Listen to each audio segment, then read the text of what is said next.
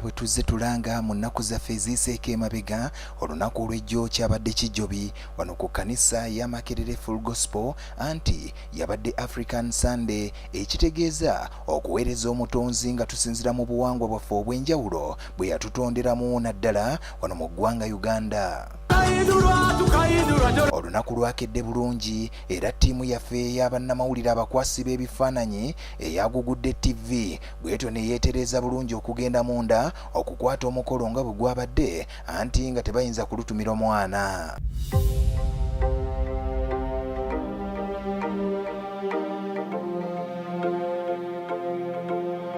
Okutuuka munda okusinza n'okutendereza bwe bityo byagenze mu maaso era mwana wattu ekyabadde wano nkoko baana ow'erimu nga yanyumizaako ku waabiri.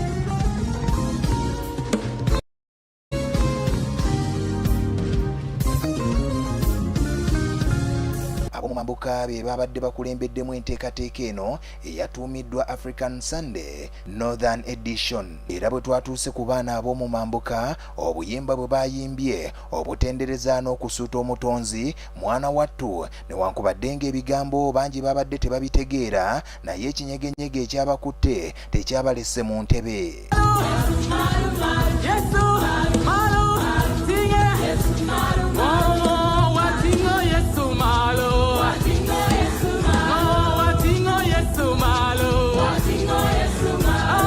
Mbeera y'emu abo nga bakyagenda mu maaso n'okutendereza ate abava mu bitundu eby'Ettoolo, Bunyoro n'ewalala nabo ne batandikirawo okuweereza omutonzi mu nnyimba zaabwe ziri zennyini mwana wattu nga n'omwoyaka era n'abo abaazeetabyemu banyumiddwa ebitagambika olw'ekitiibwa kya Katonda ne kiryoka kirabisibwa.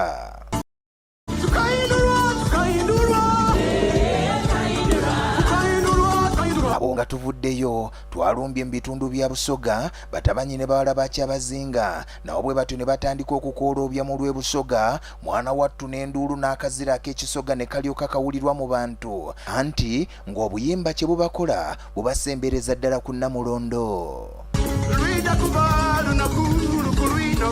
Omwana wa Katonda balikomawo omubire abalokolenga tuyitanga tukoba. Abava mu bitundu eby'ebugwanjuba Abanyakitara, Banyankole, Bakiga n'abalala abaliraanye waawo nabo omwaganya gwatuuse ne batandika okukooloobya mu nnimi zaabwe okusinza Katonda n'okutendereza olw'ekibiina ne kiryoka kijjula amaanyi olw'obuyimba obwabadde obunyuvu obuleeta akaloosa.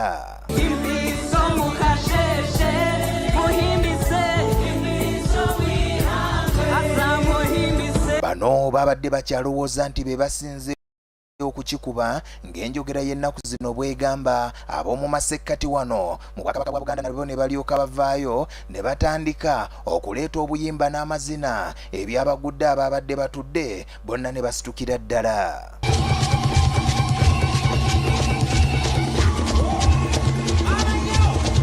Mbeera eno mukyala Musumba Sabrina Wantante teyamulese waggulu ekinyegenyege kyamukutte olwo omwoyo omutukuvu n'alyoka atambula ono bw'atyo n'asituka n'ava mu ntebe ne yeegatta ku babadde katuuti okwongera okuweereza omutonzi naye n'anyenya ku galiba enjole.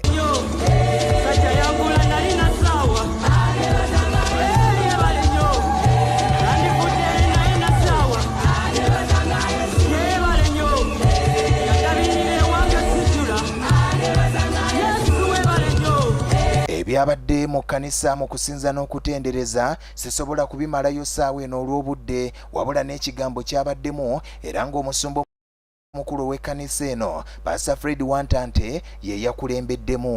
This morning I want to talk about God's purpose. God's purpose in our lives. In Acts chapter 15 verse 18, he's not haphazard. He doesn't do things randomly or arbitrarily. He is intentional. He says, known unto God are all his works from the beginning of the world. Ebimu ku ebyo bye yabuuliddeko mwabaddemu okumanya ekigendererwa kya Katonda eri abantu be yayita ne be yeetondera, ng'omusumba bwe yagenze maaso n'okusomesa ng'asaba buli mugoberezi wa Kristo okumanya ekigendererwa ekyo. He's the author. He can state what's going to happen from the beginning because he does things orderly. And he says there, my counsel, my purpose, my will shall stand.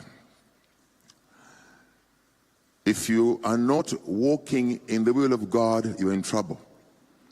Because God's purpose goes for your life, it will stand.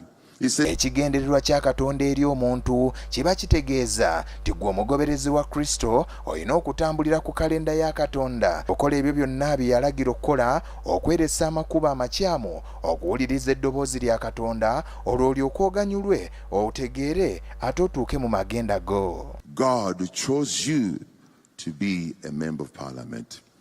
God chose you to be a businessman. God chose you to be a father or a mother. God chose you to be an accountant. God called you to be a pastor. Whereas others have failed, you will succeed because you're chosen.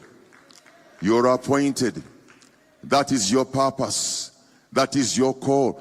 When God calls people, he accompanies that call with divine empowerment. Wagugudde TV agaguddewo, nze Abe Munywevu.